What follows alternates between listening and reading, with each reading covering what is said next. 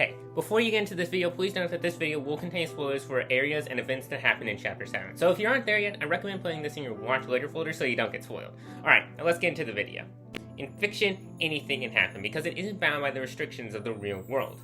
In the fictitious land of Xenoblade 3, there are things such as irises and apes larger than buildings, but one story stood out to me in particular for its absurdity: Segiri. Today we'll be taking a look at the story and seeing some of the more absurd parts of it, so let's get into it. Fun fact, this is the only hero quest in the game that requires you to go on an entire quest line to unlock it in the first place. Remember those weird mechs that showed up during Chapter 4? Well, that's the mech that Segiri is in. And no, you can't just go to where the quest spawns on the map. You have to fight these mechs 2 other times in specific side quests in order to activate the quest. And after all that, you can finally go to the area it spawns in. The hero quest itself is actually one of my favorites in the game. It involves you finding someone actually inside one of the mechs, and their name, oddly, is number 7. They speak in a bit of a robotic tone, but they seem to be human to some extent. Senna seems to be the only one who can make a connection with them, and since she doesn't like the name number 7, since it's demoralizing, she names her Segiri, a combination of Senna and onigiri, a food that Segiri likes. After this, the Mobius in charge tasks Noah's group with bringing her back to the colony she lives in, and then explains that the colony works from the shadows and is meant to keep the war between Agnes and Kevis alive, through means of killing messengers between nations, etc. You then fight against Segiri, and after Senna convinces Segiri that she doesn't have to live this life where she has to listen to everything Mobius says, she betrays him and kills him. She then joins the party, and this is where it gets really crazy. In order to unlock the Ascension quest, you have to complete quests related to the colony, which were actually quite unique. I'll go into more detail when I do a video ranking her as a hero in my series Ranking Every Hero, but one of the quests involves finding a Nopon and paying them money to upgrade the jail that you now move the colony into. Wait, you move them into a jail? So yeah, after you free them from Mobius, the group sits down and goes, yeah, you know what, the jail is the best option. Now granted, there really isn't a better option. I mean, do you want to move them into that lost colony separated from the rest of the world?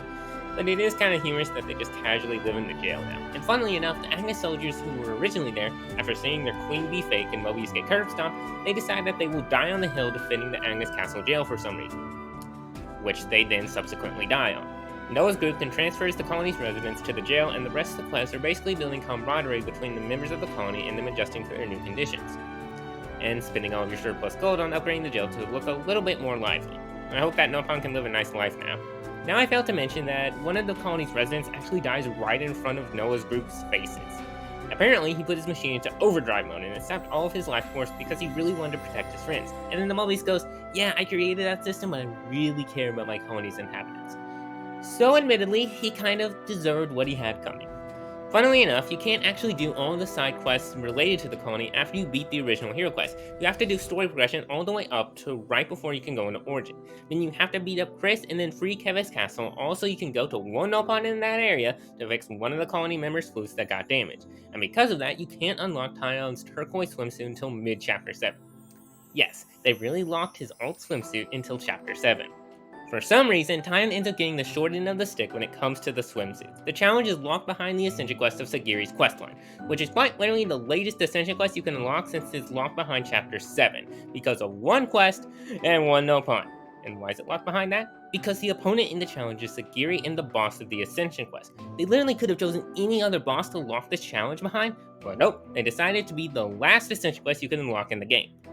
Tyon didn't deserve this treatment. So by everything that I just said, you can tell that this questline is a little bit absurd. But that doesn't mean I don't love it. It's one of my favorite questlines in the entire game, and Segiri is one of my favorite heroes. But are there any other questlines that are more absurd than this one?